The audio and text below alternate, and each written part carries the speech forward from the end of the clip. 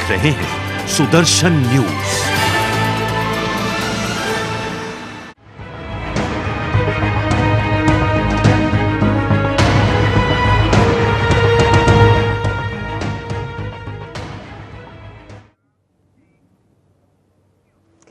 नमस्कार, आप देख रहे हैं सुदर्शन न्यूज। मैं हूं आपके साथ अनीता उपाध्याय। प्रधानमंत्री नरेंद्र मोदी इस वक्त 3 देशों की यात्रा पर हैं। जी हां, आज ही पीएम नरेंद्र मोदी बेल्जियम की राजधानी ब्रसेल्स पहुंचे, जहां पर एयरपोर्ट में पीएम नरेंद्र मोदी का जोरदार स्वागत हुआ। भारतीय समुदाय के लोग भी वहां पर आए और पीएम नरेंद्र मोदी ने उनसे हाथ मिलाकर उनका अभिवादन स्वीकार किया। 3 देशों की यात्रा पर पीएम मोदी हैं। पहले इस वक्त मौजूद ब्रसेल्स में हैं, उसके बाद वॉशिंगटन जाएंगे, फिर सऊदी अरब का दौरा करेंगे पीएम नरेंद्र मोदी। ये दौरा क्यों महत्वपूर्ण है भारत के लिए और क्या कुछ खास इन दौरों में होने वाला है, आइए देखते हैं इस रिपोर्ट के जरिए।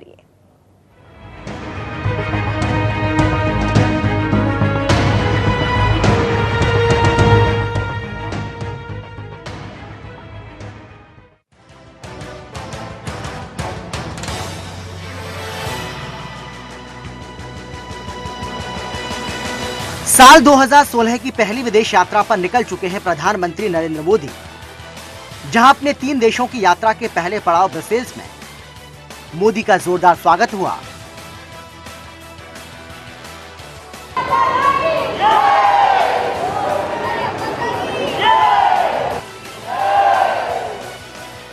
बेल्जियम की राजधानी ब्रसेल्स में पिछले हफ्ते ही आतंकी हमला हुआ था। इसके बावजूद मोदी का वहां जाना काफी अहम माना जा रहा है, क्योंकि ब्रसेल्स में 22 मार्च को हुई आतंकी घटना के बीच प्रधानमंत्री मोदी का वहां पहुंचना आतंकवाद के खिलाफ अपने रुख को और मजबूत करने जैसा है। आपको बता दें कि ब्रसेल्स में मोदी इंडिया ईयू समिट में हिस्सा लेंगे। प्रधानमंत्री नरेंद्र मोदी के हर विदेश दौरे के पीछे भारत की मजबूती और विकास का एजेंडा छिपा होता है। ऐसे में भारत के लिए इंडिया ईयू समिट कितनी फायदेमंद साबित हो सकती है। मोदी 13वें इंडिया ईयू समिट में भी हिस्सा लेंगे। भारत ईयू के साथ ट्रेड और इन्वेस्टमेंट बढ़ाना चाहता है। इस समिट में इस पर बातचीत हो सकती है। वर्ल्ड ट्रेड में ईयू का कुल हिस्सा 16% है। भारत के लिए सबसे बड़ा एक्सपोर्ट डेस्टिनेशन और ट्रेडिंग पार्टनर है। भारत का कुल ट्रेड 126 बिलियन है। भारत ईयू के साथ अपनी स्ट्रेटेजिक पार्टनरशिप को भी मजबूत करना चाहता है। दोनों पक्षों के बीच कॉपरेशन बढ़ाने पर भी बातचीत होगी। ब्रसेल्स अटैक के बाद टेररिज्म भी इस समिट में बड़ा मुद्दा बन सकता है। उधर बेल्जियम में भारत के राजदूत मनजीव सिंह पुरी ने भी पीएम मोदी की इस यात्रा को बेहद अहम बताया है। उन्होंने कहा है कि यूरोपीय संघ हमारे सबसे बड़े व्यापार साझेदारों में से एक है। बेल्जियम के साथ हमारे महत्वपूर्ण आर्थिक संबंध हैं। इन आर्थिक संबंधों को बढ़ावा देने के लिए पीएम मोदी का दौरा बेहद अहम है। इस यात्रा के दौरान कूटनीति, राजनीति और आतंकवाद से लड़ाई जैसे मुद्दों पर चर्चा होगी।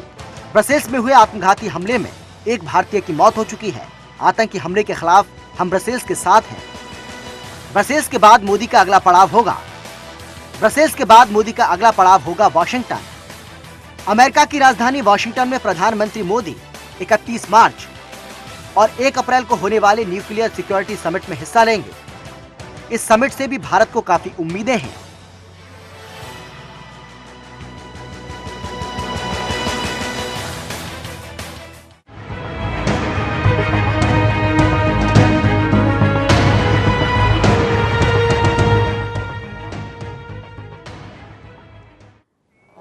तो काफी अहम ये दौरा पीएम नरेंद्र मोदी का। भारत यूरोपीय शिखर बैठक में भी आज हिस्सा लेंगे और साथ ही साथ आज पीएम नरेंद्र मोदी बेल्जियम के प्रधानमंत्री से भी द्विपक्षीय बातचीत वार्तालाप आज करने वाले हैं। मेरे साथ इस बीच फोन लाइन पर रक्षा विशेषज्ञ प्रफुल्ल बख्शी साहब फोन लाइन पर जुड़ गए हैं।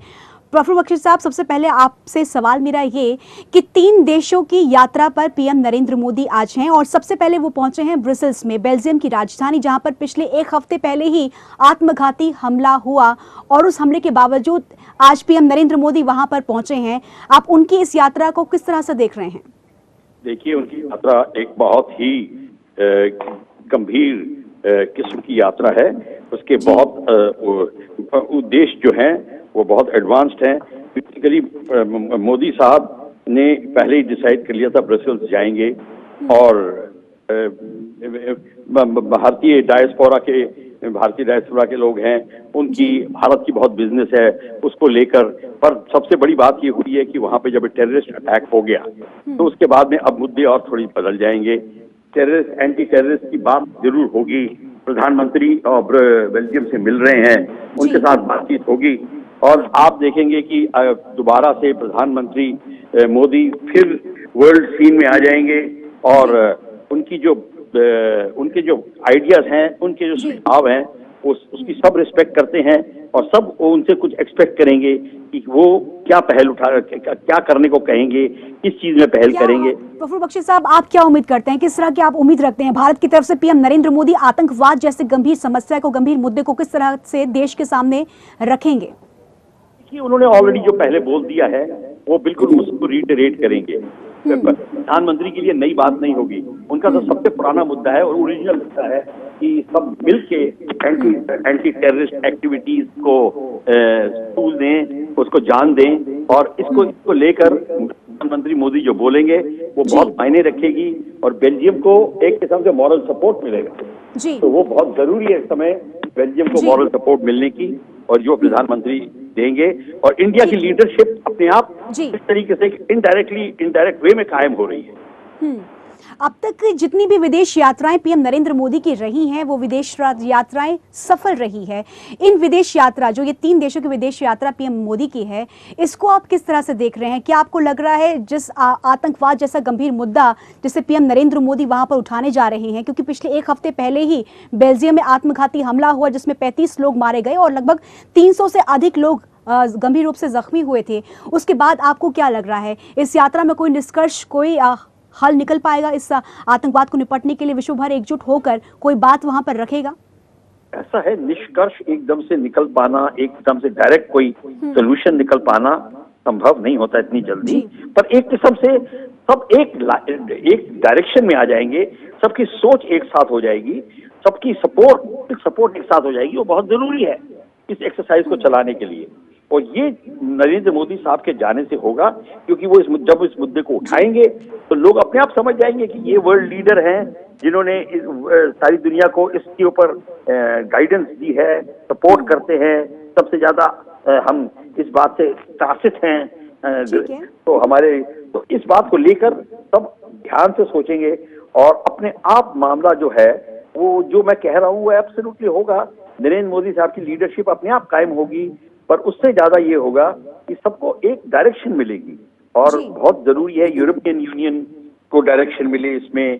ब्रसेल्स, क्योंकि ब्रसेल्स ऑटोमेटिकली यूरोपियन यूनियन का एक किस्म से मोस्ट इम्पोर्टेंट सिटी बन चुका है, तो उसको लेकर बहुत जरूरी हो जाता है कि ये बातचीत हो। और नरेंद्र मोदी साहब ने अपनी यात्रा कैंसिल नहीं करी, ब्रसेल्स को कैंसिल नहीं किया, बिल्कुल ये एक्सपेक्टेड था। लोग चिंतित थे कि शायद हमारी यात्रा कैंसिल हो जाएगी, तो हमको ये पता था कि नरेंद्र मोदी साहब अपनी यात्रा कभी कैंसिल करेंगे ही नहीं, और वही हुआ। ठीक है प्रफुल्ल बख्शी साहब, बहुत शुक्रिया आपका सुदर्शन न्यूज़ से बातचीत करने के लिए। तो पीएम नरेंद्र मोदी ब्रसेल्स में हैं इस वक्त, जहां पर भारत यूरोपीय शिखर बैठक में भी हिस्सा लेंगे। आपको हम ये बता दें कि जहां सालाना हर प्रतिवर्ष ये बैठक वहां पर की जाती थी और इस बैठक में भारत की तरफ से पीएम इस बैठक में शामिल होते थे, लेकिन सालाना होने वाली ये बैठक अब 4 साल बाद यहाँ पर हो रही है, जिस बैठक में पीएम मोदी हिस्सा लेने के लिए गए हैं। आखिरकार क्या विवाद रहा, क्यों सालाना होने वाली ये बैठक 4 साल बाद हो रही है, ये हम आपको बताते हैं, देखिए।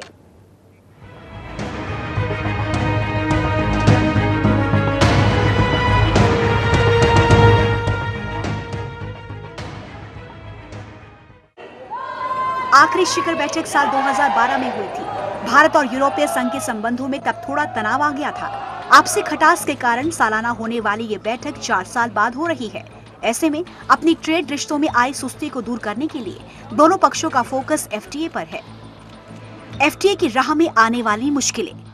साल 2012 में 2 भारतीय मछुआरों की हत्या के आरोपी इटली के 2 नौसैनिकों पर भारत में कानूनी कार्रवाई से दोनों पक्षों के बीच मामला 2015 में और गर्मा गया। यहाँ तक कि ईयू ने पिछले साल अप्रैल में प्रधानमंत्री नरेंद्र मोदी की प्रस्तावित ब्रसेल्स यात्रा की तारीख कंफर्म करने से इनकार कर दिया था।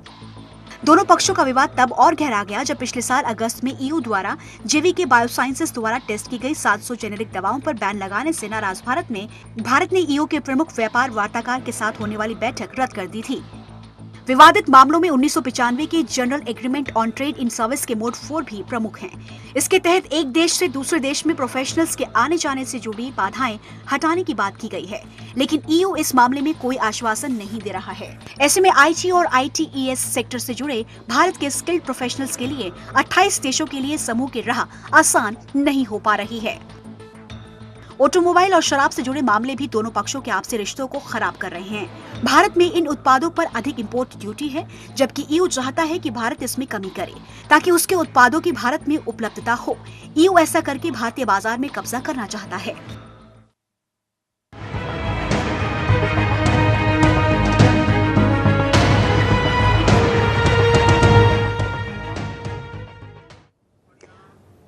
तो मेरे साथ इस वक्त इसी खबर पर मेरे वरिष्ठ सहयोगी संजय सिंह जुड़ गए हैं। संजय, पहला सवाल मेरा ये कि 4 साल लग गए, जो सालाना बैठक होती थी वो बैठक अब 4 साल बाद हो रही है।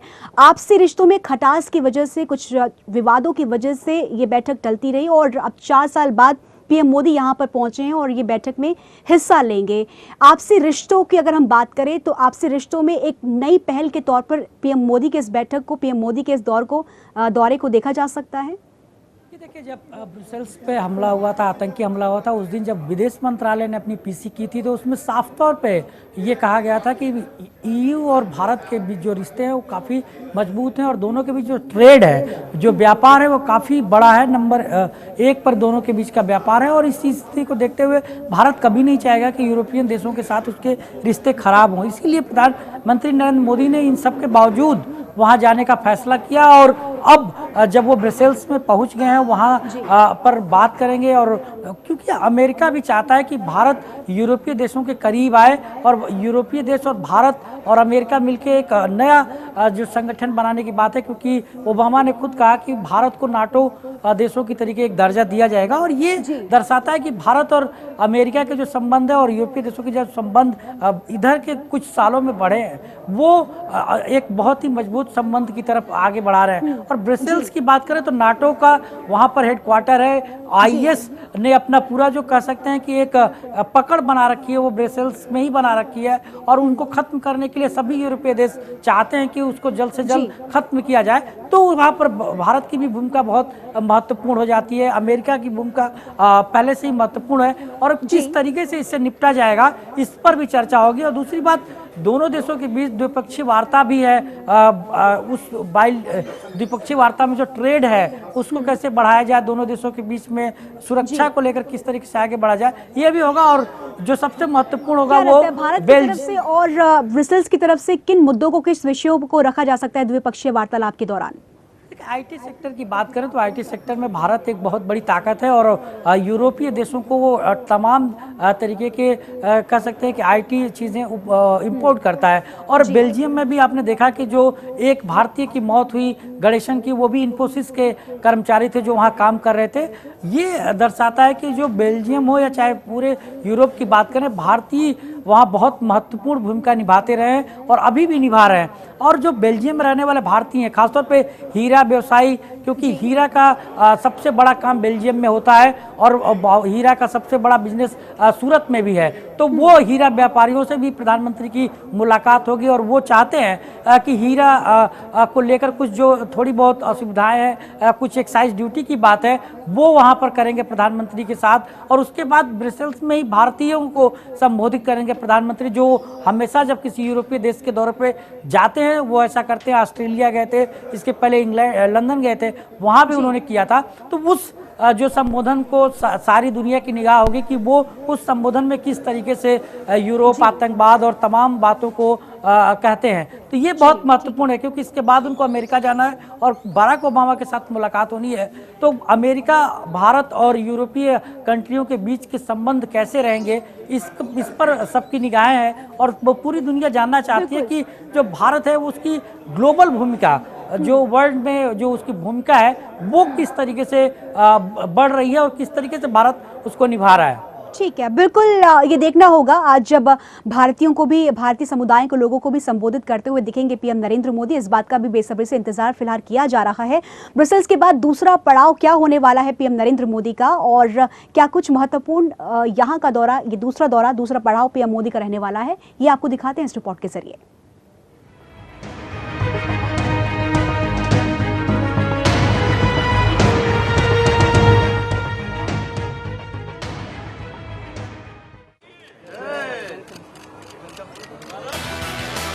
मोदी चौथे न्यूक्लियर सिक्योरिटी समिट में हिस्सा लेने के लिए 31 मार्च और 1 अप्रैल को वॉशिंगटन में रहेंगे।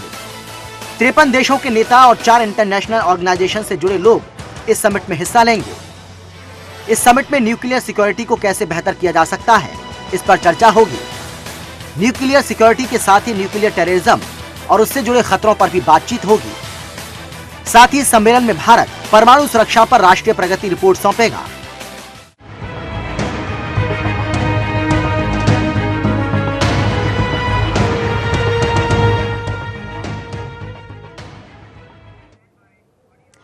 और एक बार फिर आपको सुनाते हैं हेरिटेज फाउंडेशन की मेंबर की तरफ से क्या कुछ कहा गया है, क्या रिएक्शन उनकी तरफ से दिया गया है, ये सुनते हैं। Well, the U.S. has raised its concerns about Pakistan's development of tactical nuclear weapons, and that this really raises tension between nuclear-armed India and Pakistan in particular. So there are concerns, and not only does it raise concerns about the potential for conflict between India and Pakistan, it raises concerns about terrorists possibly getting their hands on these nuclear weapons, because if you have tactical nuclear weapons that are actually in the battlefield, there's a greater chance that terrorists could gain access to this technology. So that is, I think, the number one concern from the U.S. perspective, and I'm sure this issue will come up at the Nuclear Security Summit. और मेरे साथ इस बीच पूर्व राजनयिक OP Gupta ji phone line पर जुड़ गए हैं। ओपी गुप्ता जी, सवाल आपसे ये कि 3 देशों की यात्रा पर हैं पीएम नरेंद्र मोदी। पहला पड़ाव उनका ब्रसेल्स है, जहां पर इस वक्त मौजूद हैं। दूसरा पड़ाव उनका अमेरिका है और तीसरा सऊदी अरब। उनकी इस यात्रा को किस तरीके से देख रहे हैं आप? उनकी यात्रा अच्छी यात्रा है। ब्रसेल्स पहुंचे हैं, जबकि वहां पर जिहादी टेररिज्म इंसिडेंट हो गया है जी। तो इसलिए अपना इंटरनेशनल कोऑपरेशन इस फील्ड में बाय एक्सचेंज ऑफ इंटेलिजेंस बढ़ेगा। और हमें उम्मीद है कि प्राइम मिनिस्टर और ब्रसेल्स के और यूरोपियन लीडर्स के बीच में जो है वो बड़ा अच्छा रिलेशन पैदा होगा जी, जिहादी टेररिज्म को फाइट करने के लिए। अमेरिका में परमाणु सुरक्षा शिखर सम्मेलन में हिस्सा लेंगे पीएम मोदी। भारत के लिहाज से आप इसे किस तरीके से देख रहे हैं ओपी गुप्ता जी?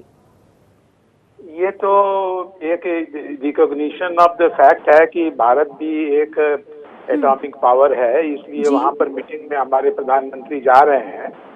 और इंटरनेशनल फील्ड में इंडिया को एक बहुत ही रिस्पॉन्सिबल न्यूक्लियर स्टेट माना जाता है जी। और जो है जैसे पाकिस्तान, नॉर्थ कोरिया, इन लोगों ने जो है न्यूक्लियर आर्म्स की स्मगलिंग की है, तो उसके कंपैरिजन में इंडिया का इंटरनेशनल स्टेटस बहुत ही अच्छा है, रिस्पॉन्सिबल कंट्री है और अमेरिका से अच्छी तरीके से बातचीत होगी, पर्टिकुलरली जो है वो पीसफुल न्यूक्लियर कोऑपरेशन के बारे में।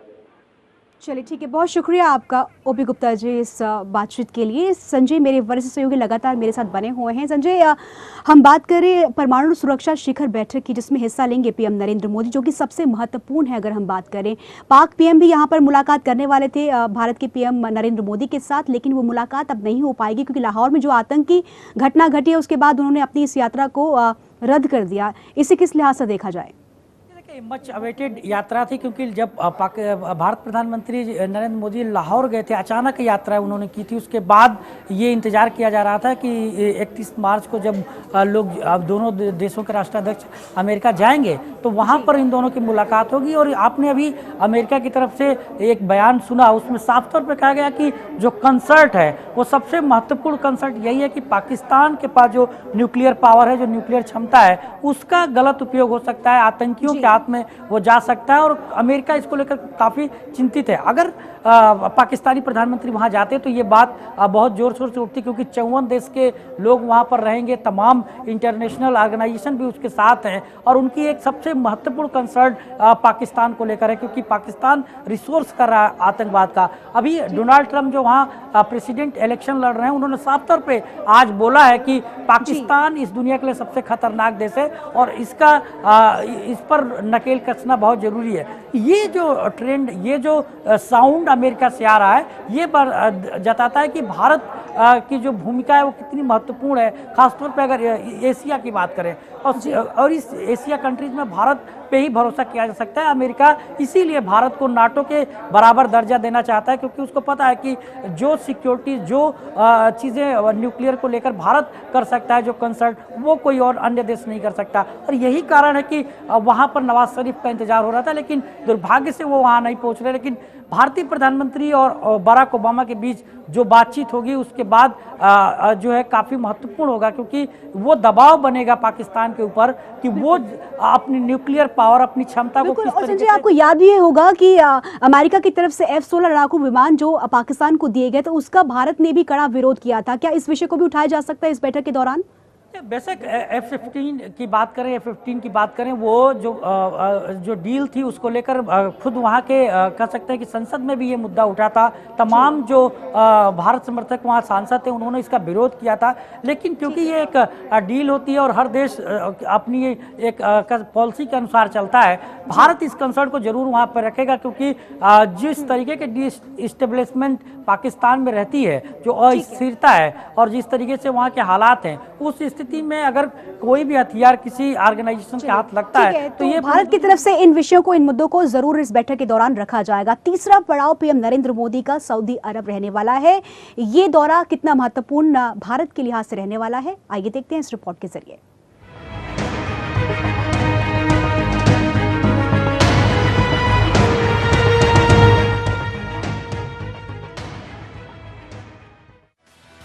वॉशिंगटन के बाद मोदी की यात्रा का तीसरा और आखिरी पड़ाव होगा सऊदी अरब।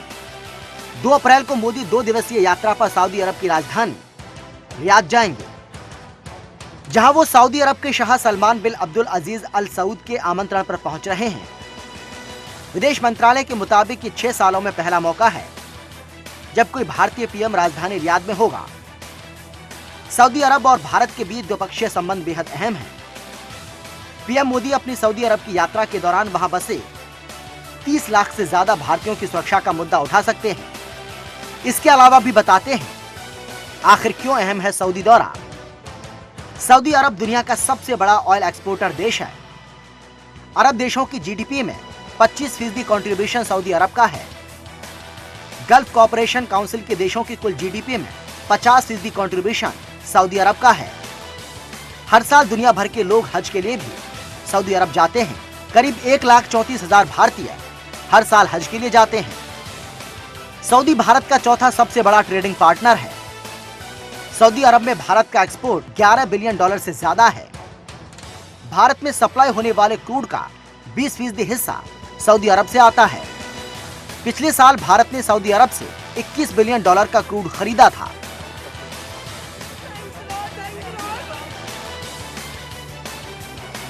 News desk, Sudarshan news.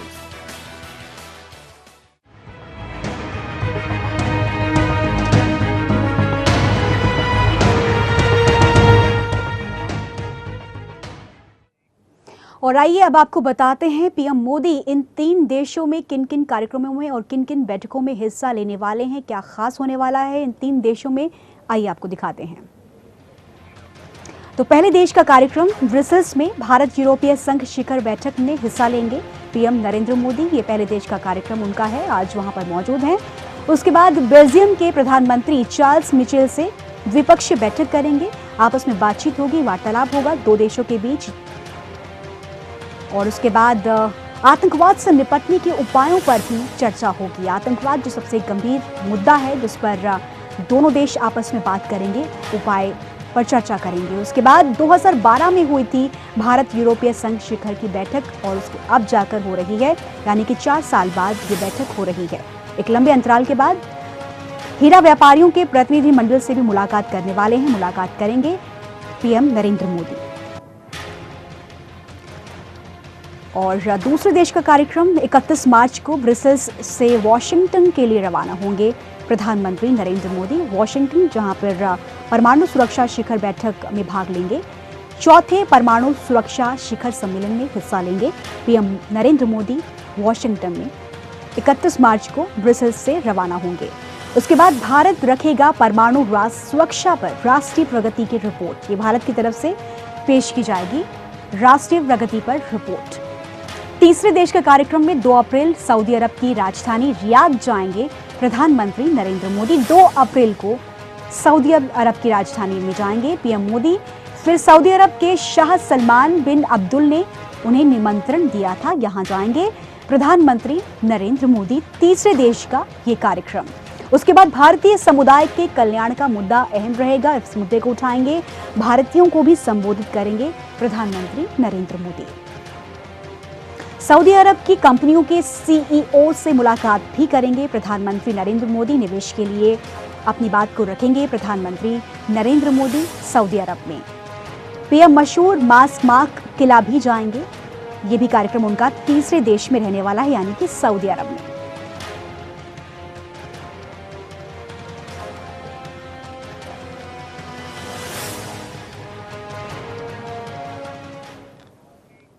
और आइए अब आपको बताते हैं, जब पीएम नरेंद्र मोदी बेल्जियम की राजधानी ब्रसेल्स पहुंचे, किस तरह से भारतीयों ने स्वागत किया पीएम मोदी का। ये 2 तस्वीरें आप अपनी टीवी स्क्रीन पर देख सकते हैं। पीएम मोदी का गार्ड ऑफ ऑनर से सम्मान भी किया गया। गार्ड ऑफ ऑनर से सम्मानित किया गया प्रधानमंत्री नरेंद्र मोदी का जब पीएम पहुंचे यहाँ पर। उसके बाद एयरपोर्ट में भारतीय समुदाय के लोगों ने जोरदार तरीके से स्वागत किया प्रधानमंत्री नरेंद्र मोदी का। संजय मेरे साथ जुड़े रहे लगातार, बहुत शुक्रिया आपका इस पूरी बातचीत के लिए संजय। और सवाल यही बना हुआ है कि किन मायनों में खास ये जो दौरा है वो रहने वाला है और कितनी सफल पीएम मोदी की ये 3 देशों की यात्रा रहने वाली है, ये देखना होगा। फिलहाल मेरे साथ इतना ही। बाकी देश दुनिया की तमाम खबरों के लिए आप देखते रहिए सुदर्शन न्यूज़। जय हिंद।